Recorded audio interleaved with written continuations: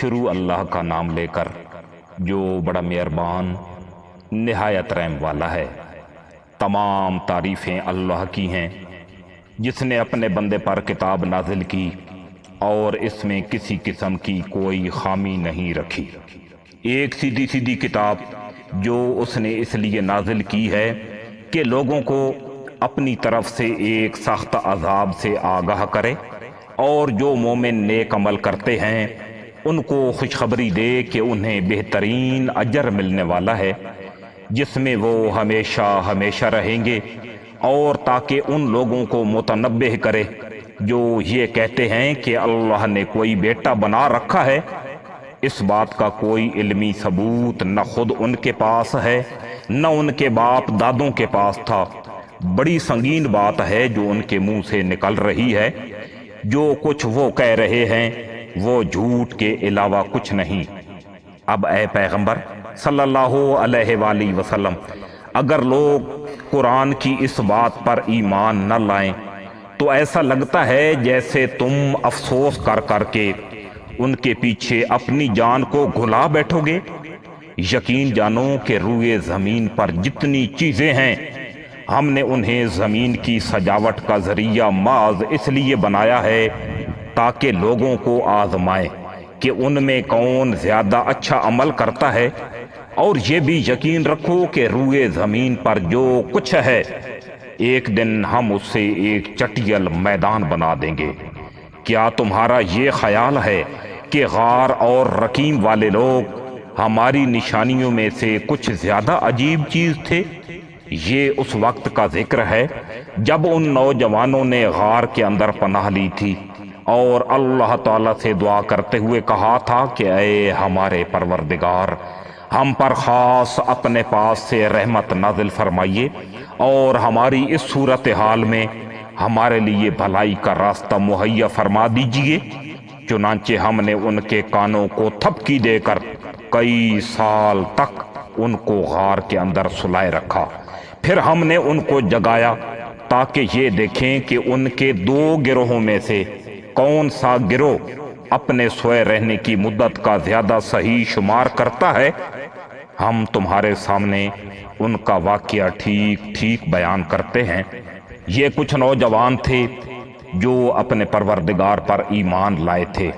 اور ہم نے ان کو ہدایت میں خوب ترقی دی تھی، اور ہم نے ان کے دل خوب مضبوط کر دیے تھے۔ یہ اس وقت کا ذکر ہے جب وہ اٹھے اور انہوں نے کہا کہ ہمارا پروردگار وہ ہے جو تمام آسمانوں اور زمین کا مالک ہے، ہم اس کے علاوہ کسی کو معبود بنا کر ہرگز نہیں پکاریں گے۔ اگر ہم ایسا کریں گے تو ہم یقیناً انتہائی لغو بات کہیں گے۔ یہ ہماری قوم کے لوگ ہیں جنہوں نے اس پروردگار کو چھوڑ کر دوسرے معبود بنا رکھے ہیں۔ اگر ان کا عقیدہ ٹھیک ہے تو وہ اپنے معبودوں کے ثبوت میں کوئی واضح دلیل کیوں پیش نہیں کرتے؟ بھلا اس شخص سے زیادہ ظالم کون ہوگا جو اللہ پر جھوٹ باندھے؟ اور ساتھیو، جب تم نے ان لوگوں سے بھی علیحدگی اختیار کر لی ہے، اور ان سے بھی جن کی یہ اللہ کو چھوڑ کر عبادت کرتے ہیں، تو چلو اب تم اس غار کے اندر پناہ لے لو۔ تمہارا پروردگار تمہارے لیے اپنا دامن رحمت پھیلا دے گا اور تمہارے کام میں آسانی کے اسباب مہیا فرمائے گا۔ اور وہ غار ایسا تھا کہ تم سورج کو نکلتے وقت دیکھتے تو وہ ان کے غار سے دائیں طرف ہٹ کر نکل جاتا، اور جب غروب ہوتا تو ان سے بائیں طرف کترا کر چلا جاتا، اور وہ اس غار کے ایک کشادہ حصے میں سوئے ہوئے تھے۔ یہ سب کچھ اللہ کی نشانیوں میں سے ایک نشانی ہے۔ جس سے اللہ ہدایت دے دے وہی ہدایت پاتا ہے، اور جس سے وہ گمراہ کر دے اس کا تمہیں ہرگز کوئی مددگار نہیں مل سکتا جو اسے راستے پر لائے۔ تم انہیں دیکھ کر یہ سمجھتے کہ وہ جاگ رہے ہیں، حالانکہ وہ سوئے ہوئے تھے، اور ہم ان کو دائیں اور بائیں کروٹ دلواتے رہتے تھے، اور ان کا کتا دہلیز پر اپنے دونوں ہاتھ پھیلائے ہوئے بیٹھا تھا، اگر تم انہیں جھانک کر دیکھتے تو ان سے پیٹھ پھیر کر بھاگ کھڑے ہوتے اور تمہارے اندر ان کی دہشت سما جاتی، اور جیسے ہم نے انہیں سلایا تھا اسی طرح ہم نے انہیں اٹھا دیا تاکہ وہ آپس میں ایک دوسرے سے پوچھ گچھ کریں۔ ان میں سے ایک کہنے والے نے کہا، تم اس حالت میں کتنی دیر رہے ہوگے؟ کچھ لوگوں نے کہا، ہم ایک دن یا ایک دن سے کچھ کم نیند میں رہے ہوں گے۔ دوسروں نے کہا، تمہارا رب ہی بہتر جانتا ہے کہ تم کتنی دیر اس حالت میں رہے ہو۔ اب اپنے میں سے کسی کو چاندی کا یہ سکہ دے کر شہر کی طرف بھیجو، وہ جا کر دیکھ بھال کرے کہ اس کے کون سے علاقے میں زیادہ پاکیزہ کھانا مل سکتا ہے، پھر تمہارے پاس وہاں سے کچھ کھانے کو لے آئے، اور اسے چاہیے کہ ہوشیاری سے کام کرے اور کسی کو تمہاری خبر نہ ہونے دے، کیونکہ اگر ان شہر کے لوگوں کو تمہاری خبر مل گئی تو یہ تمہیں پتھراؤ کر کے ہلاک کر ڈالیں گے، یا تمہیں اپنے دین میں واپس آنے کے لیے مجبور کریں گے، اور ایسا ہوا تو تمہیں کبھی فلاح نہیں مل سکے گی۔ اور یوں ہم نے ان کی خبر لوگوں تک پہنچا دی تاکہ وہ یقین سے جان لیں کہ اللہ کا وعدہ سچا ہے۔ نیز یہ کہ قیامت کی گھڑی آنے والی ہے، اس میں کوئی شک نہیں۔ پھر وہ وقت بھی آیا جب لوگ ان کے بارے میں آپس میں جھگڑ رہے تھے، چنانچہ کچھ لوگوں نے کہا کہ ان پر ایک عمارت بنا دو، ان کا رب ہی ان کے معاملے کو بہتر جانتا ہے۔ آخرکار جن لوگوں کو ان کے معاملات پر غلبہ حاصل تھا انہوں نے کہا کہ ہم تو ان کے اوپر ایک مسجد ضرور بنائیں گے۔ کچھ لوگ کہیں گے کہ وہ 3 آدمی تھے اور چوتھا ان کا کتا تھا، اور کچھ کہیں گے کہ وہ 5 تھے اور چھٹا ان کا کتا تھا۔ یہ سب اٹکل کے تیر چلانے کی باتیں ہیں۔ اور کچھ کہیں گے کہ وہ 7 تھے اور 8واں ان کا کتا تھا۔ کہہ دو کہ میرا رب ہی ان کی صحیح تعداد کو جانتا ہے، تھوڑے سے لوگوں کے علاوہ کسی کو ان کا مکمل علم نہیں، لہذا ان کے بارے میں سرسری گفتگو سے آگے بڑھ کر کوئی بحث نہ کرو، اور نہ ان کے بارے میں کسی سے پوچھ گچھ کرو۔ اور اے پیغمبر صلی اللہ علیہ وآلہ وسلم، کسی بھی کام کے بارے میں کبھی یہ نہ کہو کہ میں یہ کام کل کر لوں گا، ہاں یہ کہو کہ اللہ چاہے گا تو کر لوں گا، اور جب کبھی بھول جاؤ تو اپنے رب کو یاد کر لو اور کہو مجھے امید ہے کہ میرا رب کسی ایسی بات کی طرف رہنمائی کر دے جو ہدایت میں اس سے بھی زیادہ قریب ہو۔ اور وہ اصحاب کہف اپنے غار میں 300 سال اور مزید 9 سال یعنی 309 سال سوتے رہے۔ اگر کوئی اس میں بحث کرے تو کہہ دو کہ اللہ ہی بہتر جانتا ہے کہ وہ کتنی مدت سوتے رہے۔ آسمانوں اور زمین کے تمام بھید اسی کے علم میں ہیں، وہ کتنا دیکھنے والا اور کتنا سننے والا ہے، اس کے علاوہ ان کا کوئی رکھوالا نہیں ہے، اور وہ اپنی حکومت میں کسی کو شریک نہیں کرتا۔ اور اے پیغمبر، تم پر تمہارے پروردگار کی طرف سے وحی کے ذریعے جو کتاب بھیجی گئی ہے اسے پڑھ کر سنا دو۔ کوئی نہیں ہے جو اس کی باتوں کو بدل سکے، اور اسے چھوڑ کر تمہیں ہرگز پناہ کی کوئی جگہ نہیں مل سکتی۔ اور اپنے آپ کو استقامت سے ان لوگوں کے ساتھ رکھو جو صبح و شام اپنے رب کو اس لیے پکارتے ہیں کہ وہ اس کی خوشنودی کے طلبگار ہیں، اور تمہاری آنکھیں دنیاوی زندگی کی خوبصورتی کی تلاش میں ایسے لوگوں سے ہٹنے نہ پائیں، اور کسی ایسے شخص کا کہنا مت مانو جس کے دل کو ہم نے اپنی یاد سے غافل کر رکھا ہے، اور جو اپنی خواہشات کے پیچھے پڑا ہوا، اور جس کا معاملہ حد سے گزر چکا ہے۔ اور کہہ دو کہ حق تو تمہارے رب کی طرف سے آ چکا ہے، اب جو چاہے ایمان لے آئے اور جو چاہے کفر اختیار کرے۔ ہم نے بے شک ایسے ظالموں کے لیے آگ تیار کر رکھی ہے جس کی قناتیں ان کو گھیرے میں لے لیں گی، اور اگر وہ کوئی فریاد کریں گے تو ان کی فریاد کا جواب ایسے پانی سے دیا جائے گا جو تیل کی تل چھٹ جیسا ہوگا اور چہروں کو بھون کر رکھ دے گا۔ کیسا بدترین پانی اور کیسی بری آرام گاہ! البتہ جو لوگ ایمان لائے اور انہوں نے نیک عمل کیے تو یقیناً ہم ایسے لوگوں کے اجر کو ضائع نہیں کرتے جو اچھی طرح عمل کریں۔ یہ وہ لوگ ہیں جن کے لیے ہمیشہ رہنے والے باغات ہیں، ان کے نیچے سے نہریں بہتی ہوں گی، ان کو وہاں سونے کے کنگنوں سے مزین کیا جائے گا۔ وہ اونچی مسندوں پر تکیہ لگائے ہوئے باریک اور دبیج ریشم کے سبز کپڑے پہنے ہوں گے۔ کتنا بہترین اجر اور کیسی حسین آرام گاہ! اور اے پیغمبر، ان لوگوں کے سامنے ان دو آدمیوں کی مثال پیش کرو جن میں سے ایک کو ہم نے انگوروں کے 2 باغ دے رکھے تھے اور ان کو کھجوروں کے درختوں سے گھیرا ہوا تھا، اور ان دونوں باغوں کے درمیان کھیتی لگائی ہوئی تھی۔ دونوں باغ پورا پورا پھل دیتے تھے اور کوئی باغ پھل دینے میں کوئی کمی نہیں چھوڑتا تھا، اور ان دونوں کے درمیان ہم نے ایک نہر جاری کر دی تھی۔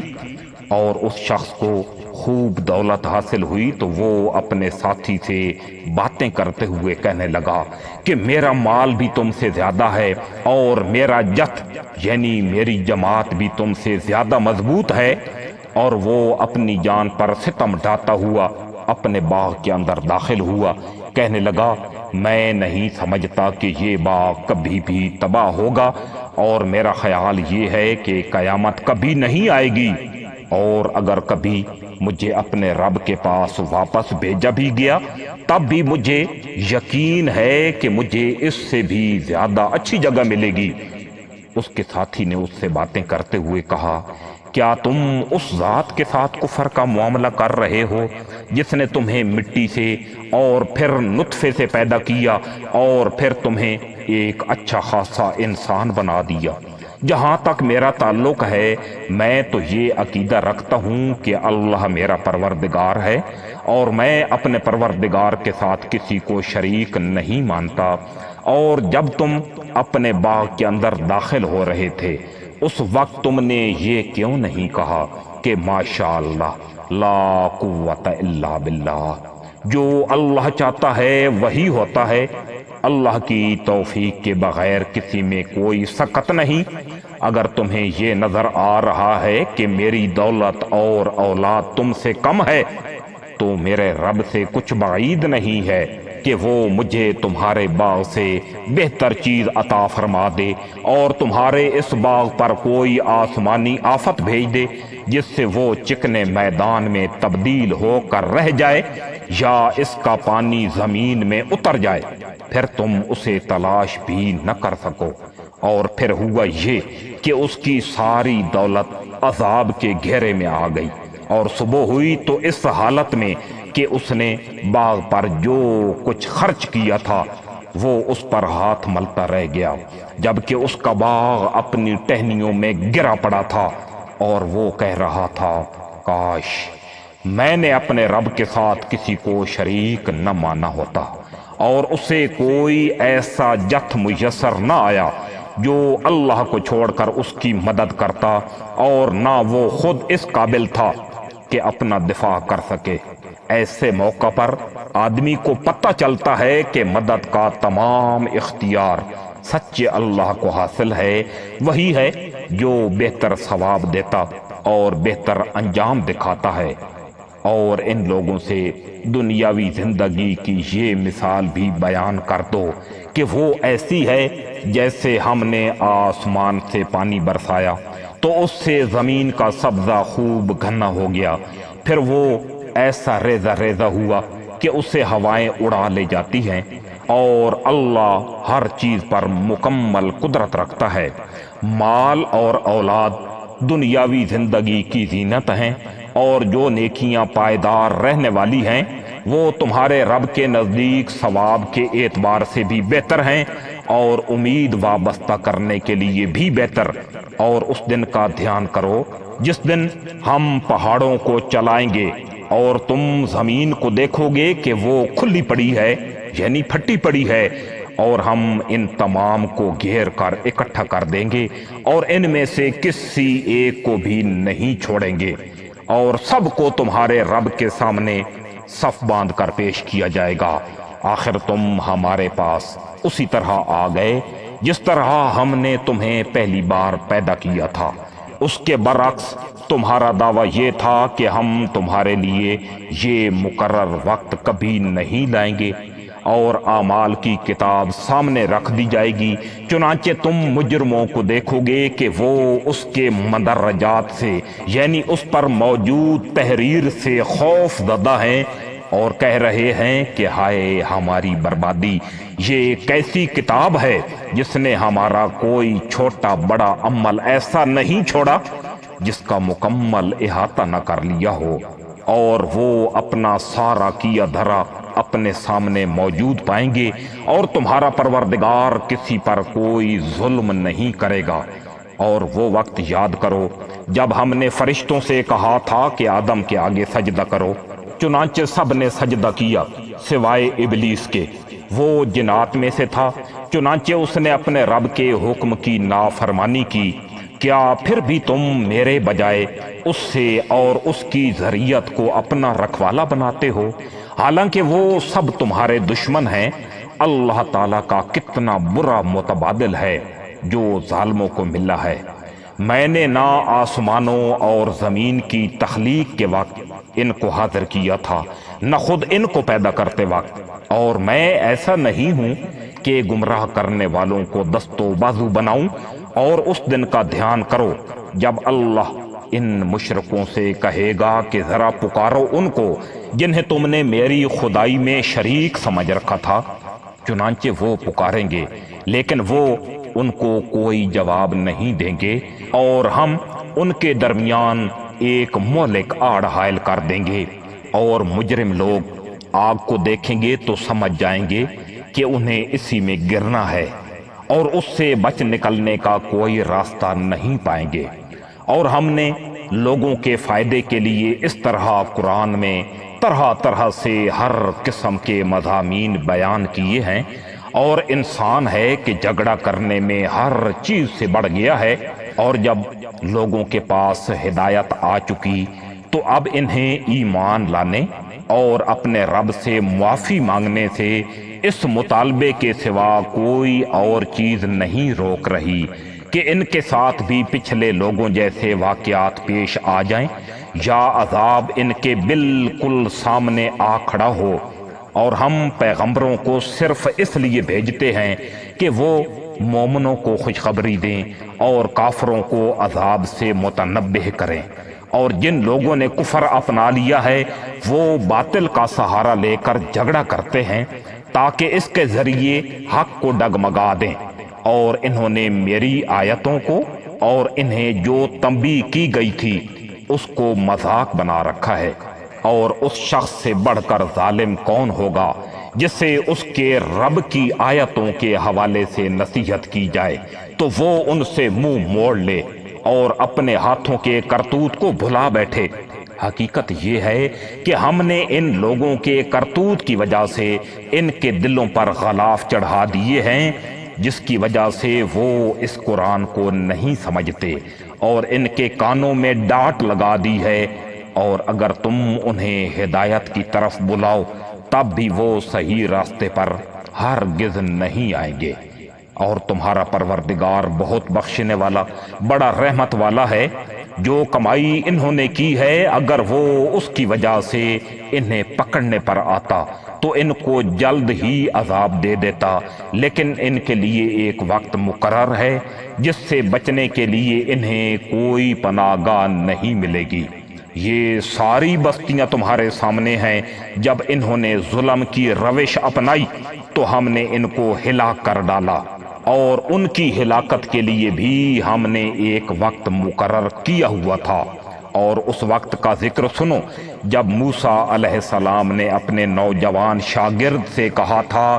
میں اس وقت تک اپنا سفر جاری رکھوں گا جب تک 2 سمندروں کے سنگم پر نہ پہنچ جاؤں، ورنہ برسوں چلتا رہوں گا چنانچہ جب وہ ان کے سنگم پر پہنچے تو دونوں اپنی مچھلی کو بھول گئے، اور اس نے سمندر میں ایک سرنگ کی طرح کا راستہ بنا لیا۔ پھر جب دونوں آگے نکل گئے تو موسیٰ علیہ السلام نے اپنے نوجوان سے کہا کہ ہمارا ناشتہ لاؤ۔ سچی بات یہ ہے کہ ہمیں اس سفر میں بڑی تھکاوٹ لاحق ہو گئی ہے۔ اس نے کہا بھلا بتائیے۔ عجیب قصہ ہو گیا، جب ہم اس چٹان پر ٹھہرے تھے تو میں مچھلی کا آپ سے ذکر کرنا بھول گیا، اور شیطان کے سوا کوئی نہیں ہے جس نے مجھ سے اس کا تذکرہ کرنا بھلایا ہو، اور اس مچھلی نے تو بڑے عجیب طریقے پر دریا میں اپنی راہ لے لی تھی۔ موسیٰ علیہ السلام نے کہا اسی بات کی تو ہمیں تلاش تھی۔ چنانچہ دونوں اپنے قدموں کے نشان دیکھتے ہوئے واپس لوٹے۔ تب انہیں ہمارے بندوں میں سے ایک بندہ ملا جس کو ہم نے اپنی خصوصی رحمت سے نوازا تھا اور خاص اپنی طرف سے ایک علم سکھایا تھا۔ بخاری شریف کی حدیث کے مطابق یہ حضرت خضر علیہ السلام تھے۔ موسیٰ علیہ السلام نے ان سے کہا کیا میں آپ کے ساتھ اس غرض سے رہ سکتا ہوں کہ آپ کو بھلائی کا جو علم عطا ہوا ہے اس کا کچھ حصہ مجھے بھی سکھا دیں؟ انہوں نے کہا مجھے یقین ہے کہ آپ میرے ساتھ رہنے پر صبر نہیں کر سکیں گے، اور جن باتوں کی آپ کو پوری واقفیت نہیں ہے ان پر آپ صبر کر بھی کیسے سکتے ہیں؟ موسیٰ علیہ السلام نے کہا انشاءاللہ آپ مجھے صابر پائیں گے اور میں آپ کے کسی حکم کی خلاف ورزی نہیں کروں گا۔ انہوں نے کہا اچھا، اگر آپ میرے ساتھ چلتے ہیں تو جب تک میں خود ہی آپ سے کسی بات کا تذکرہ شروع نہ کروں آپ مجھ سے کسی بھی چیز کے بارے میں سوال نہ کریں۔ چنانچہ دونوں روانہ ہو گئے، یہاں تک کہ جب دونوں ایک کشتی میں سوار ہوئے تو ان صاحب نے کشتی میں چھید کر دیا، یعنی سوراخ کر دیا۔ موسیٰ علیہ السلام بولے ارے کیا آپ نے اس میں چھید کر دیا تاکہ سارے کشتی والوں کو ڈبو ڈالیں؟ یہ تو آپ نے بڑا خوفناک کام کیا۔ انہوں نے کہا کیا میں نے کہا نہیں تھا کہ آپ میرے ساتھ رہ کر صبر نہیں کر سکیں گے؟ موسیٰ علیہ السلام نے کہا مجھ سے جو بھول ہو گئی اس پر میری گرفت نہ کیجیے اور میرے کام کو زیادہ مشکل نہ بنائیے۔ وہ دونوں پھر روانہ ہو گئے، یہاں تک کہ ان کی ملاقات ایک لڑکے سے ہوئی تو ان صاحب نے اسے قتل کر ڈالا۔ موسیٰ علیہ السلام بول اٹھے ارے کیا آپ نے ایک پاکیزہ جان کو ہلاک کر دیا جبکہ اس نے کسی کی جان نہیں لی تھی جس کا بدلہ اس سے لیا جائے؟ یہ تو آپ نے بہت ہی برا کام کیا۔ انہوں نے کہا کیا میں نے آپ سے نہیں کہا تھا کہ آپ میرے ساتھ رہنے پر صبر نہیں کر سکیں گے؟ موسیٰ علیہ السلام بولے اگر اب میں آپ سے کوئی بات پوچھوں تو آپ مجھے اپنے ساتھ نہ رکھیے، یقیناً آپ میری طرف سے عذر کی حد کو پہنچ گئے ہیں۔ چنانچہ وہ دونوں پھر روانہ ہو گئے، یہاں تک کہ جب ایک بستی والوں کے پاس پہنچے تو اس کے باشندوں سے کھانا مانگا تو ان لوگوں نے ان کو کھانا دینے سے انکار کر دیا۔ پھر انہیں وہاں ایک دیوار ملی جو گر رہی تھی، ان صاحب نے اسے کھڑا کر دیا۔ موسیٰ علیہ السلام نے کہا اگر آپ چاہتے تو اس کام پر کچھ اجرت لے لیتے جس سے ہمارے کھانے پینے کی چیزوں کا بھی انتظام ہو سکتا تھا۔ انہوں نے کہا لیجئے، میرے اور آپ کے درمیان جدائی کا وقت آ گیا،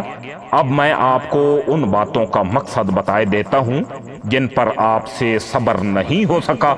جہاں تک کشتی کا تعلق ہے وہ کچھ غریب آدمیوں کی تھی جو دریا میں مزدوری کرتے تھے۔ میں نے چاہا کہ اس میں کوئی عیب پیدا کر دوں کیونکہ ان کے آگے ایک بادشاہ تھا جو ہر اچھی کشتی کو زبردستی چھین کر رکھ لیا کرتا تھا، اور لڑکے کا معاملہ یہ تھا کہ اس کے ماں باپ مومن تھے اور ہمیں اس بات کا اندیشہ تھا کہ یہ لڑکا ان دونوں کو سرکشی اور کفر میں نہ پھنسا دے۔ چنانچہ ہم نے یہ چاہا کہ ان کا پروردگار انہیں اس لڑکے کے بدلے ایسی اولاد دے جو پاکیزگی میں بھی اس سے بہتر ہو اور حسن سلوک میں بھی اس سے بڑی ہوئی ہو۔ رہی یہ دیوار تو وہ اس شہر میں رہنے والے 2 یتیم لڑکوں کی تھی، اور اس کے نیچے ان کا ایک خزانہ دفن تھا، اور ان دونوں کا باپ ایک نیک آدمی تھا۔ اس لیے آپ کے پروردگار نے یہ چاہا کہ یہ دونوں لڑکے اپنی جوانی کی عمر کو پہنچیں اور اپنا خزانہ نکال لیں۔ یہ سب کچھ آپ کے رب کی رحمت کی بنا پر ہوا ہے، اور میں نے کوئی کام اپنی رائے سے نہیں کیا۔ یہ تھا مقصد ان باتوں کا جن پر آپ سے صبر نہیں ہو سکا۔ اور یہ لوگ تم سے ذوالقرنین کے بارے میں پوچھتے ہیں، کہہ دو کہ میں ان کا کچھ حال تمہیں پڑھ کر سناتا ہوں۔ واقعہ یہ ہے کہ ہم نے ان کو زمین میں اقتدار بخشا تھا اور انہیں ہر کام کے وسائل عطا کیے تھے، جس کے نتیجے میں وہ ایک راستے کے پیچھے چل پڑے، یہاں تک کہ جب وہ سورج کے ڈوبنے کی جگہ پہنچے تو انہیں دکھائی دیا کہ وہ ایک دلدل جیسے سیاہ چشمے میں ڈوب رہا ہے، اور وہاں انہیں ایک قوم ملی۔ ہم نے ان سے کہا، اے ذوالقرنین، تمہارے پاس دو راستے ہیں، یا تو ان لوگوں کو سزا دو یا پھر ان کے معاملے میں اچھا رویہ اختیار کرو۔ انہوں نے کہا، ان میں سے جو کوئی ظلم کا راستہ اختیار کرے گا اسے تو ہم سزا دیں گے، پھر اسے اپنے رب کے پاس پہنچا دیا جائے گا اور وہ اسے سخت عذاب دے گا۔ البتہ جو کوئی ایمان لائے گا اور نیک عمل کرے گا تو وہ بدلے کے طور پر اچھے انجام کا مستحق ہوگا، اور ہم بھی اس کو اپنا حکم دیتے وقت آسانی کی بات کہیں گے۔ اس کے بعد وہ ایک اور راستے کے پیچھے چل پڑے، یہاں تک کہ جب وہ سورج کے طلوع ہونے کی جگہ پہنچے تو انہوں نے دیکھا کہ وہ ایک ایسی قوم پر طلوع ہو رہا ہے جس سے ہم نے اس کی دھوپ سے بچنے کے لیے کوئی اوٹ مہیا نہیں کی تھی۔ واقعہ اسی طرح ہوا، اور ذوالقرنین کے پاس جو کچھ ساز و سامان تھا ہمیں اس کی پوری خبر تھی۔ اس کے بعد وہ ایک اور راستے کے پیچھے چل پڑے، یہاں تک کہ جب وہ دو پہاڑوں کے درمیان پہنچے تو انہیں ان پہاڑوں سے پہلے کچھ لوگ ملے جن کے بارے میں ایسا لگتا تھا کہ وہ کوئی بات نہیں سمجھتے۔ انہوں نے کہا، اے ذوالقرنین، یاجوج اور ماجوج اس زمین میں فساد پھیلانے والے لوگ ہیں، تو کیا ہم آپ کو کچھ مال کی پیشکش کر سکتے ہیں جس کے بدلے آپ ہمارے اور ان کے درمیان کوئی دیوار بنا دیں؟ ذوالقرنین نے کہا، اللہ نے مجھے جو اقتدار عطا فرمایا ہے وہی میرے لیے بہتر ہے، لہذا تم لوگ ہاتھ پاؤں کی طاقت سے میری مدد کرو تو میں تمہارے اور ان کے درمیان ایک مضبوط دیوار بنا دوں گا۔ مجھے لوہے کی چادریں لا دو۔ یہاں تک کہ جب انہوں نے درمیانی خلا کو پر کر کے دونوں پہاڑی سروں کو ایک دوسرے سے ملا دیا تو کہا کہ اب آگ دہکاؤ۔